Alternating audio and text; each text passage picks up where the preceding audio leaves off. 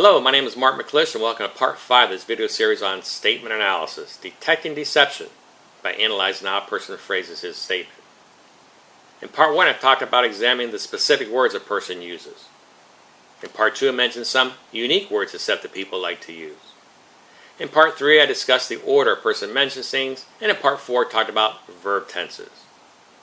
In this final segment, I'm going to discuss what it means when a person answers your question with a question. This is something that happens often. A person is asked a question, and instead of answering the question, he responds by asking a question. For example, the question might be, did you take the money? Some deceptive answer would be, are you accusing me of stealing? Don't you know me better than that? Why would I do that? In each of these examples, the person answered the question with a question.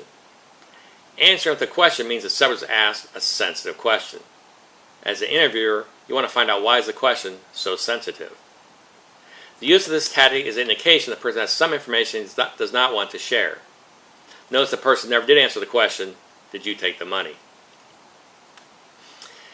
In 2016, a WikiLeaks email dump revealed that Democratic strategist and CNN political commentator Donna Brazile received a question in advance of the town hall meeting between Hillary Clinton and Bernie Sanders.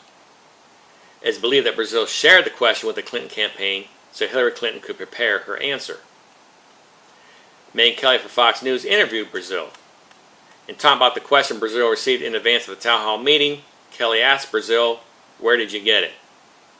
Brazile answered, first of all, what information are you going to provide me that will allow me to see what you're talking about? Brazile answered the question with a question. This means she was asked a sensitive question.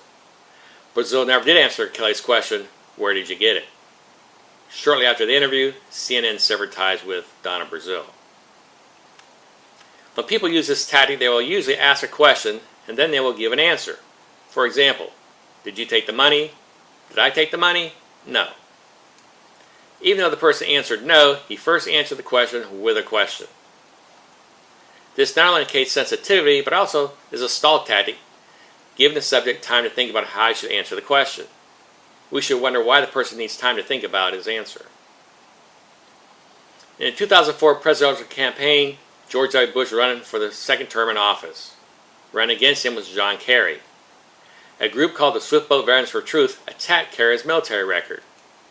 It became known as swift boating, which some people saw as a smear campaign. In regards to this controversy, First Lady Laura Bush was asked, do you think these swift boats are unfair to John Kerry? She responded by saying, do I think they're unfair? Not really. The First Lady answered the question with a question, which means she was asked a sensitive question. It was clearly a stall tactic because she did not wait for the reporter to answer her question. She has buying herself time to think about how she should answer the question.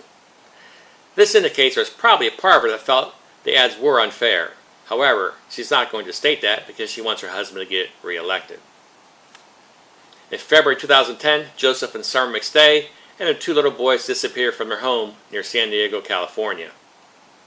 In November 2013, the McStay's family's bodies were discovered buried in shallow graves in the Mojave Desert. This was far from their residence, but close to the residence of Joseph's business partner, Charles Chase Merritt. In January 2014, CNN's Randy Kay interviewed Merritt.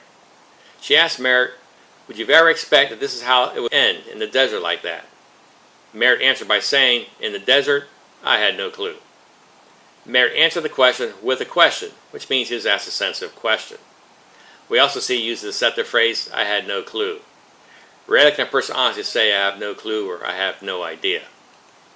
In November 2014, Merritt was arrested for their murders.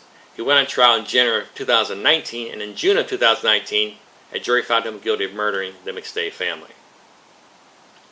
Listen to how a person answers the question. If the person answers a question with any type of question, it's a strong indication he was asked a sensitive question, and it's allowing for time to think about his answer. I hope you've learned something from this series on statement analysis. If you're interested in learning more about the techniques, visit my website at StatementAnalysis.com. I've written 2 books about the statement analysis techniques, I Know You're Lying and Don't Be Deceived. They're available through my website and at Amazon.com. Check out my seminars page to see if I'll be conducting training in your area. I also have an on-demand course that covers the same techniques I share in my one-day seminars. You can take the training at home at your own pace. Thank you for watching, and remember, people's words will betray them only if someone is listening.